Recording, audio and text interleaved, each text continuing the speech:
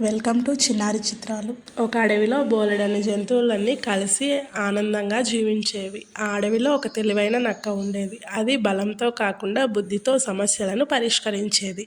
అదే అడవిలో ఒక క్రూరమైన సింహం ఉండేది. అది ప్రతిరోజు ఒక జంతువును పట్టుకొని తినేది. కానీ ఒకరోజు అది నక్కను పట్టుకోవడానికి ప్రయత్నించింది. నక్క అలా చిక్కిపోతుందని గ్రహించి ఒక్క క్షణంలో ఒక ఆలోచన చేసింది.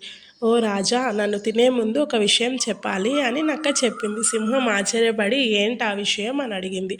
నక్క చల్లగా నవ్వి, నాకు తెలిసినంత వరకు ఈ అడవిలో నువ్వు మాత్రమే రాజు, కానీ ఇటీవల ఒక పెద్ద కొత్త సింహం వచ్చి ఈ అడవిని స్వాధీనం చేసుకోవాలని చూస్తుంది అని చెప్పింది.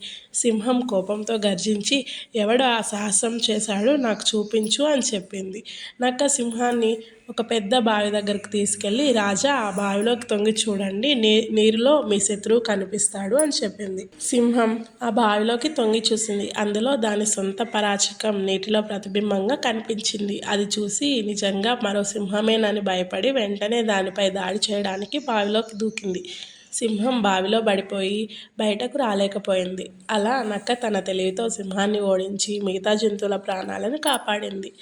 ఈ కథ నుంచి మనం నేర్చుకోవాల్సింది, బలం కన్నా బుద్ధి మిన్న. తెలివి వాడితే ఎంతటి సమస్యనైనా అధిగమించవచ్చు.